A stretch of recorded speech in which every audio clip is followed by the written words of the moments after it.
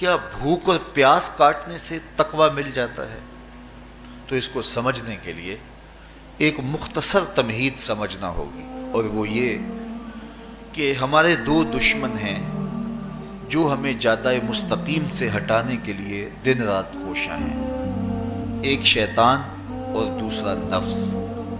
یہ دو دشمن ہیں جو ہماری متاع عمل، ہمارا خلوص، ہماری للہیت، ہمارا باطن لوٹنے کے لیے ہر وقت مستعد اور فعال رہتے ہیں۔ اب ان دو دشمنوں سے ہمارے تنہا ناتواں وجود کا مقابلہ ہے، اور ان میں سے جو بڑا دشمن ہے وہ نفس ہے، کیونکہ شیطان نے جب انکار سجدہ کیا تو ہم تو یہ کہتے ہیں کہ ہمیں شیطان نے بہکا دیا، لیکن شیطان نے جب انکار سجدہ کیا اور خود بہک گیا تو اس وقت کوئی دوسرا شیطان تو نہیں تھا جس نے شیطان کو بہکایا، وہ نفس تھا جس نے شیطان کو شیطان بنایا۔ اس نے اندر سے کہا انا خیر منہ، میں بہتر ہوں۔ تو یہ انانیت جو تھی، انا خیر منہ، اس نے اس کو بہکایا۔ تو شیطان کو شیطان بنانے والا نفس ہے، تو نفس شیطان سے بھی بڑا دشمن ہے۔ ایک بزرگ تھے، وہ ساری زندگی اپنی زبان پہ انا کا لفظ نہیں آنے دیتے تھے۔ اس مفہوم کو بیان کرنا ہوتا تو وہ با الفاظ دیگر بیان کرتے۔ میں کا لفظ، انا کا لفظ وہ اپنی زبان پہ ساری زندگی انہوں نے جاری ہی نہیں ہونے دیا۔ کہتے تھے اس لفظ نے شیطان کا بیڑا غرق کر دیا، تو میں یہ لفظ زبان پہ آنے نہیں دوں گا۔ اچھا، بندے بھی بڑے عجیب ہوتے ہیں، کسی نے کہا لو ان کی زبان پہ یہ لفظ آتا کیوں نہیں، میں جاتا ہوں اور ان کی زبان پہ یہ لفظ آئے ہی آئے۔ چلے گئے۔ بزرگ تشریف فرما تھے، نماز کا وقت قریب ہو رہا تھا۔ حضرت ایک مسئلہ پوچھنے آیا ہوں، کہا پوچھئے، شیطان کو کس چیز نے برباد کیا؟ حضرت آپ تو بولیں گے کہ میں نے، آنا نے، تو کہوں گا جیسے بھی ہوا ان کے زبان پہ لفظ میں تو آ ہی گیا نا۔ تو وہ بزرگ بھی بڑے سیانے تھے، اس کی نیت کا کھوٹ سمجھ گئے۔ فرمانے لگے بیٹا نماز کا وقت ہو گیا ہے، نماز پڑھ لیتے ہیں پھر اس پہ بات ہوتی ہے۔ نماز ہوئی، سلام پھرا تو خود ہی فرمانے لگے کسی نے کہا تھا کہ شیطان کو کس چیز نے برباد کیا، جواب دینا چاہ رہا ہوں، کس نے پوچھا تھا؟ جھٹ کھڑا ہو گیا، میں نے کہا اسی چیز نے اس کا بیڑا غرق کر دیا۔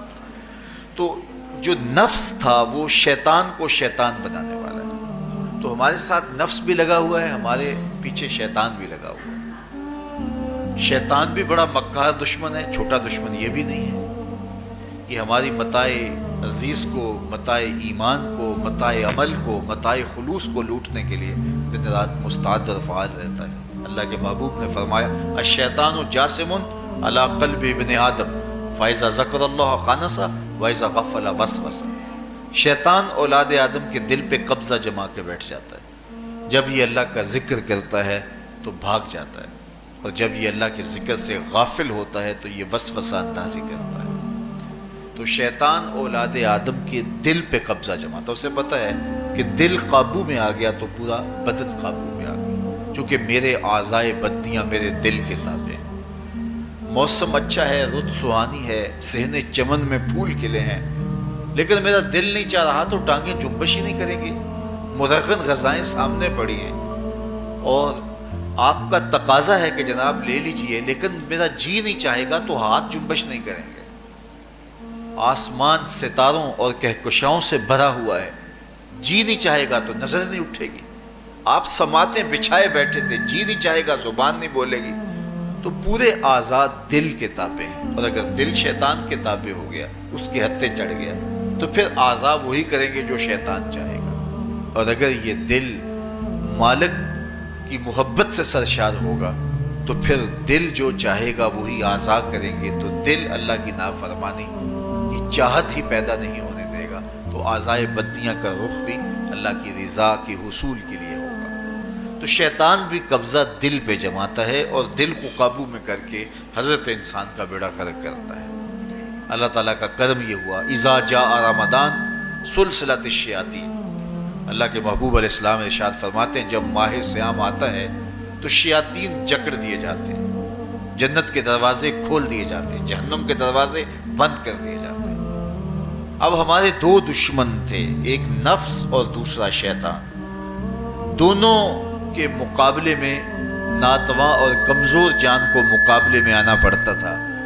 لیکن جب ماہ سیام آیا، یہ ماہ انور آیا، تو ہمارے دو دشمنوں میں سے ایک دشمن باندھ دیا گیا. اب ہمارا مقابلہ صرف ایک دشمن سے رہ گیا. دیکھیے، ماہ رمضان آتا ہے تو مسجدوں کے در کشادہ ہو جاتے ہیں، لوگوں کا رجحان دین کی طرف ہوتا ہے. جو 5 نمازیں بھی نہیں پڑھتے ہوتے ان کو تراویح میں بھی کھڑا ہوتا دیکھتے ہیں. اہتمام ہوتا ہے، نیکی کا، صدقہ و خیرات کا ماحول پیدا ہوتا ہے. ایسا کیوں ہے؟ کہ شیطان بن گیا. لیکن اس کے باوجود نظر بھٹک رہی ہے، خیالوں میں آوارگی ہے، اور رشوت کا بازار گرم ہے. کیوں؟ کہ ابھی نفس موجود ہے. تو نیکی کا جو ماحول پیدا ہوا یہ شیطان کے بن جانے کی وجہ سے، اور برائی کا ماحول اب بھی موجود ہے یہ نفس کے موجود ہونے کی وجہ سے. تو ہمارے دو دشمن ہیں جو ہمیں جادہ مستقیم سے ہٹاتے ہیں، ایک شیطان اور دوسرا نفس. اب جب ماہ سیام آیا تو شیطان باندھ دیا گیا. اب ہمارا مقابلہ صرف نفس سے ہے، اور یہ نفس شیطان سے بھی بڑا دشمن ہے. شیطان کو شیطان بنانے والا نفس، اور وہ ہمارے ساتھ جڑا ہوا ہے. ماہ سیام میں شیطان تو بند گیا لیکن نفس نہیں بندھا. اب ہمیں اپنے نفس کو کمزور کر کے اور اپنی فتح حاصل کرنی ہے اور تقوی کی منزل کو پانا ہے. اب شیطان تو اللہ نے باندھ دیا، اب نفس کو کیسے باندھیں؟ تو آئیے، نفس کی بندش کیسے ہوگی یہ کسی ایکسپرٹ سے پوچھیں گے کہ یہ کیسے اس کو باندھیں گے، اس کو کیسے قابو میں کریں گے. تو کسی ایسے شخص سے پوچھیں جو اس شعبے کا ماہر ہو. علامہ اقبال کے مرشد ملا جلال الدین رومی علیہ رحمہ کہتے ہیں، آؤ تمہیں میں ایک معالج کا پتہ دیتا ہوں جو تمہیں اس بیماری کا علاج بتائے گا اور اس کی بندش کے طریقے بتائے گا. شیخ رومی علیہ رحمہ فرماتے ہیں، ہفت شہر عشق را اتار گشت ما ہنوز اندر خم یک پوچام. عشق کے 7 شہر شیخ فرید الدین اتار گھوم چکے ہیں، اور میرے جیسا شخص عشق کے پہلے شہر کی پہلی گلی کے کونے پہ کھڑا ہے. اب اندازہ کیے کہ جن کا پتہ حضرت ملا جلال الدین رومی دے رہے ہیں وہ کس بلند مرتبے پہ فائز المرام ہے. فرمایا کہ وہ عشق کے 7 شہر گھوم چکے ہیں اور میں پہلے شہر کی پہلی گلی کی نکر پہ کھڑا ہوں. اب شیخ فرید الدین علیہ رحمہ سے پوچھئے کہ شیطان تو بند گیا، اب نفس کا وبال ہمارے اوپر پڑ رہا ہے اور ہم اس کے باوجود ماہ سیام کے اندر گناہوں میں منہمک ہیں. تو ہمیں بتایا جائے کہ اس نفس کا علاج کیسے کیا جائے. ہمیں آپ کا پتہ بتایا گیا ہے. تو شیخ فرید الدین اتار بولے، نفس نتواں کشت الا باسے چیز بات گوئم یادگیرش اے عزیز. نفس نہیں مرتا، لیکن اگر 3 اسلحے تیرے پاس ہوں تو یہ ٹھہر بھی نہیں سکتا. وہ 3 اسلحے کون سے ہیں؟ خنجر خاموشی و شمشیر جو، نیزائے تنہائی و ترک ہجو.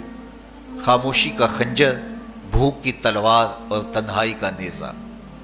یہ 3 اسلحے ایسے ہیں اگر تو یہ لے کر کے نفس پہ ٹوٹ پڑے تو پھر نفس کا مقابلہ تیرے لیے آسان ہوگا. خنجر خاموشی، خاموشی کا خنجر. اللہ کے محبوب علیہ السلام نے فرمایا، من صامت نجا، جو خاموش ہو گیا وہ نجات پا گیا. کیونکہ انسان کی زندگی کی زیادہ آفتیں اس کی زبان کی وجہ سے. آپ اپنے گناہوں کا اور میں اپنے گناہوں کا اگر احتساب کروں تو ہمیں سب سے زیادہ گناہ زبان کے ملیں گے. آنکھیں بھی گناہ کرتی ہیں، ہاتھ بھی گناہ کرتے ہیں، پاؤں بھی گناہ کرتے ہیں، لیکن سب سے زیادہ گناہ زبان کرتی ہے. جھوٹ بھی بولتی ہے، غیبت بھی کرتی ہے، شکوہ بھی کرتی ہے، گالی سب و شتم اور کیا کچھ زبان کے گناہ ہیں. اسی لیے اللہ کے محبوب نے فرمایا، جو تمہارے 2 جبڑوں کے درمیان ہے یعنی زبان، اور 2 ٹانگوں کے درمیان ہے تمہاری پارسائی کی جگہ، تم ان 2 چیزوں کی مجھے ضمانت دے دو، میں محمد تمہیں جنت کی ضمانت دے دیتا ہوں. تو انسان کے سب سے زیادہ گناہ زبان کے ہیں اور اس کی پارسائی کی جگہ کے. تو اس لیے میرے حضور نے فرمایا، من صامت نجا، جو خاموش ہو گیا وہ نجات پا گیا. خنجر خاموشی، خاموشی کا خنجر نفس کشی کا ایک مؤثر ذریعہ